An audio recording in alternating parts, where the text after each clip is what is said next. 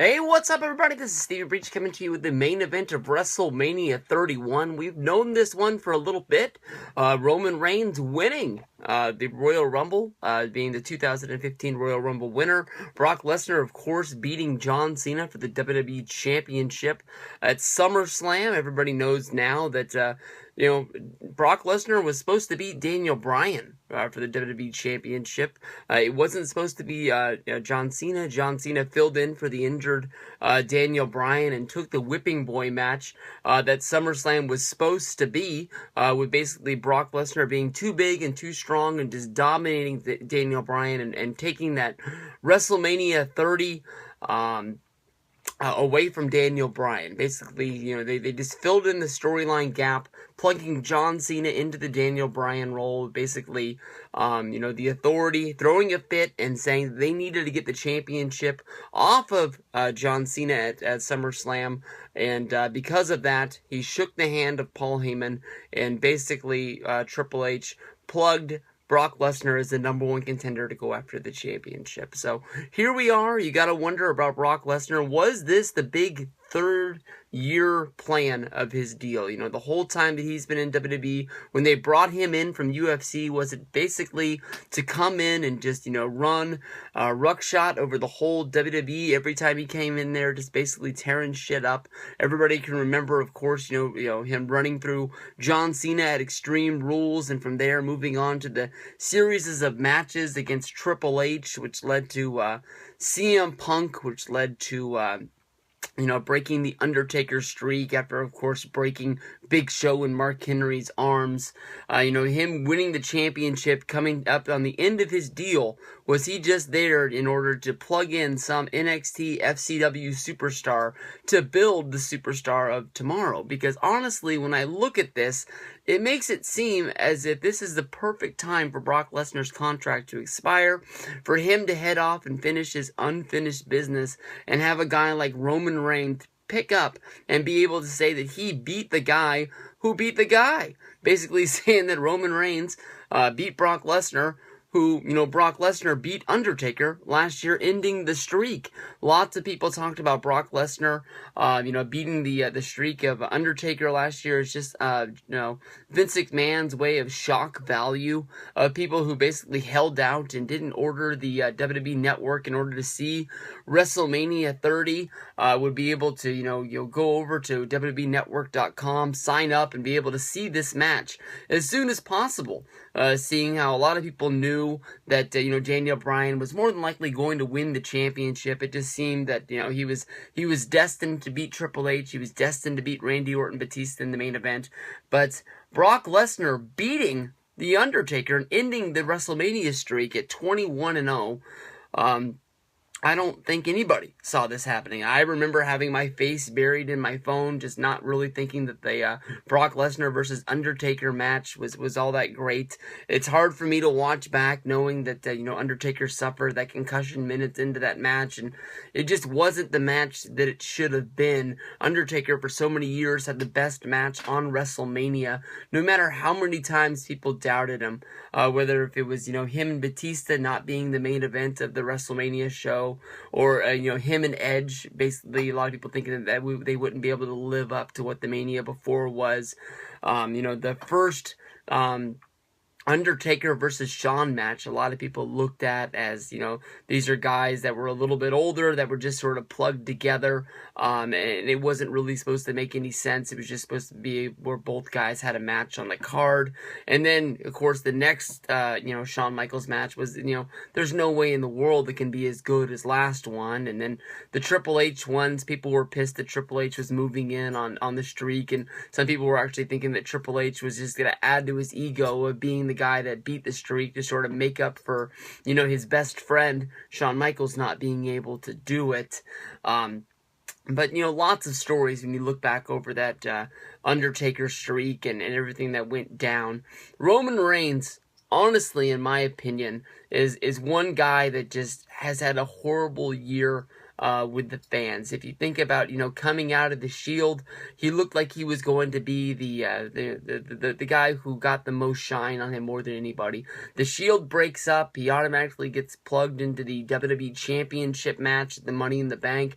Some people really thought that he had a chance of winning this title at that show and starting his reign then, and then of course they go to the Fatal 4-Way at the Battleground pay-per-view, which he wasn't able to win, and then he was going to go into a series of matches against Seth Rollins and try to get revenge for the Shield breaking up and get revenge on the attack on Dean Ambrose. And of course, he has the hernia injury. This is after the fans have really turned on him, not really paying attention to the Randy Orton versus Roman Reigns match at all. That was basically just built up because Roman Reigns and Randy Orton both couldn't agree who should be the #1 contender, so they were beating each other up, and neither guy were listening to Triple H, so he had to go out of the way to find another competitor to fight John Cena and take the championship on him.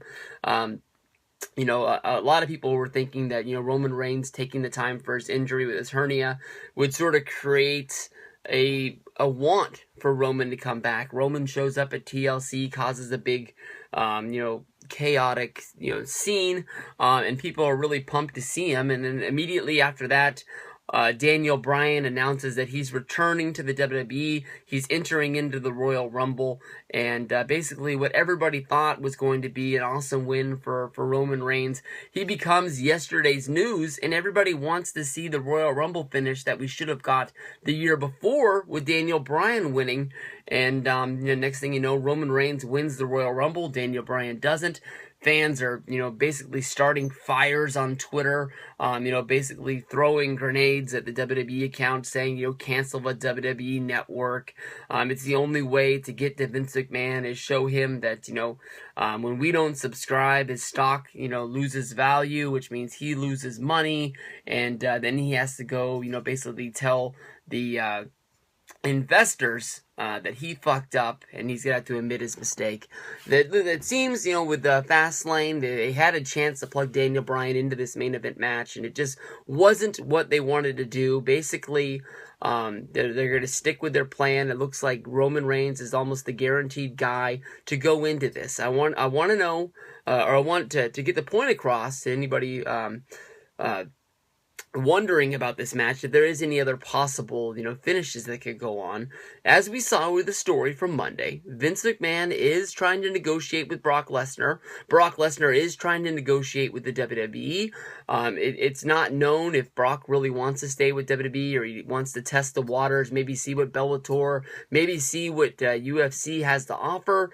Lots of stories out there about basically Dana White already talking to Brock Lesnar. You can have conversations off of the record. Dana White and Brock Lesnar have, a past relationship. They are, people who have done business together, but at the same time, they are, I guess you can borderline call them friends. They can sit down in the same room. Brock, doesn't go to a lot of the UFC shows, but he has shown up at a few. So, for them to have an off-the-record conversation would not be, sort of tampering, or, there wouldn't be any trouble. There's been stories that basically when Big Show was signed away from WCW to WWE, basically that Vince McMahon had already worked out this deal with the Big Show basically a year beforehand. Big Show rolled through that last year of his WCW contract, knowing that once WCW finally released him, or he did get to the point where his contract expired, Vince McMahon was going to be waiting with open arms, bringing him in. Also with the Chris Jericho WWE Network show that came on, Jericho told the story of basically being under WCW contract, Vince McMahon inviting him to his house, and Vince just sitting him down at the table of all the people that were contributing into writing WWE, Monday Night Raw, and the upcoming storylines, and bouncing storyline ideas off of Chris Jericho, who was working for the Enemy at this time, never really throwing out a number, never really making an offer, but letting it be well known that, if you're going to be brought into the war room and you are going to be brought into basically creative WWE really wants to have you and they really want you there. So basically, there was negotiations on Monday Night Raw. Vince McMahon and Brock Lesnar got to a breaking point, and Brock Lesnar left Monday Night Raw without a contract. Who knows if maybe this was predetermined by Brock that he was going to try and get the best deal out of Vince McMahon. And then as soon as, Vince McMahon and him came to a point when the best deal was on the table, he was going to leave, and he was going to take that and be able to go to Dana White with it and say, this is the amount of money, this is the amount of dates that Vince wants me to work. How many dates do you want me to work? How many fights do you want to work on? How much are you going to pay me for these fights? And find out what is the best deal that Brock can get. So, honestly, I would not be surprised if Brock Lesnar wins the championship, or keeps the championship at WrestleMania 31, and, is the surprise guy to carry on the championship. It doesn't really make much sense with, it's sort of like the new Superman of the WWE being Roman Reigns, him losing his first WrestleMania main event. Maybe it'd be worked into part of the storyline for Roman to work hard throughout the upcoming year, much like John Cena after SummerSlam having to get better for the Night of Champions, and maybe Roman has to go through a whole year of trying to get bigger, trying to get better in order to beat Brock Lesnar, winning the Royal Rumble again and showing up at WrestleMania 32 and trying to make the match better to have a different outcome, much like Cena versus Rock with WrestleMania 28 and WrestleMania 29. Rock beat him at 28, Cena came back at 29 and was the better man. Who knows when The Rock will ever, get to the point where he says he wants his rematch for the WWE Championship. We've been waiting for a few years, but there is sort of little asterisks next to his name saying that he is the #1 contender, and maybe someday he'll want that match to be able to get back into the hunt of things. But we're gonna find out who the big dog is for the WWE. Is it Roman Reigns? Is it Brock Lesnar? In my opinion, I think it's going to be Roman.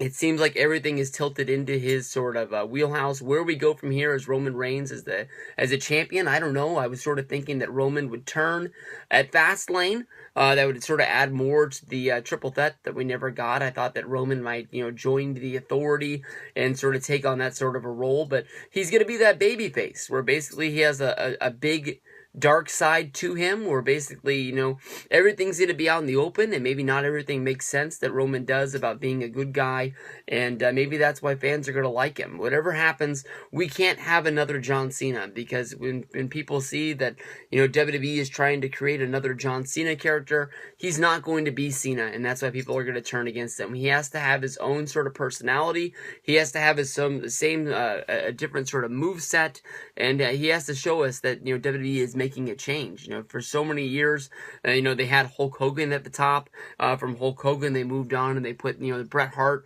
and Shawn Michaels, for a short little period. They had other guys on top, but we're going to see who the top dog is. That's what the main event of WrestleMania is all about, and I'm geared up. I can't wait for WrestleMania 31. I'm going to put the Access shades on. I'll be there in Santa Clara, and we'll be counting it down. More videos to come. Peace out, everybody, and I'll see you guys down the road.